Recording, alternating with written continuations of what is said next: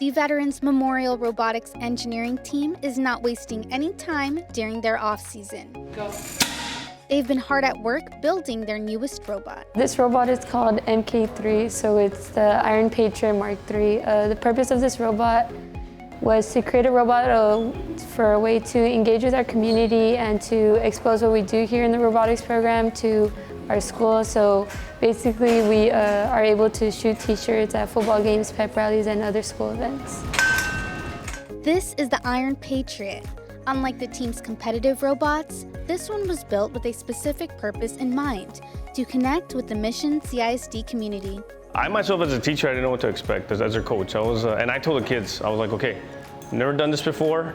I don't know how it's gonna go. We're gonna kind of have to figure it out there. You know, we'll test the audience, see how the overall setting is. But I was very surprised from the time that we got there and we were running some practice shots into the stands. We had some of the coaches from the football team. They were eager and they were asking us questions about it.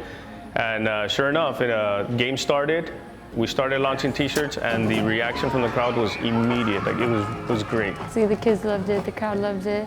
And it's just really exciting when people are able to know what you're doing behind the scenes and they're really able to engage in STEM and find a way to promote more STEM-oriented activities. When they would ask me, I'd be like, yeah, they built it. And you know, they wired everything. They modified the cannon so it can adapt to the robot. They programmed it. We have a programmer who has to program all the functions that are on it. They troubleshoot whenever they have issues, and you know, but ultimately it's their work, and that's what makes it even more impressive. It's not something that we just bought, turned on, and drove. It's something that we actually created.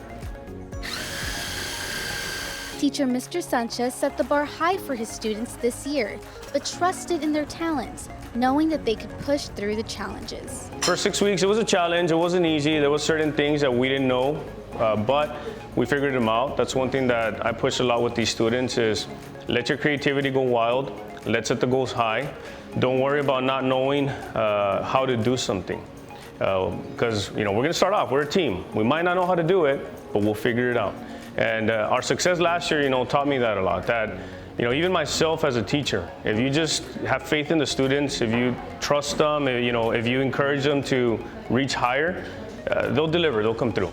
The next time you see the Iron Patriot in action, you may notice a few modifications. We plan to mount a second cannon onto the robot so we can simultaneously shoot 2 t-shirts at a time just to make it more fun for the community. One thing I tell these students a lot is, you know, success is measured in growth. How do we grow from year after year?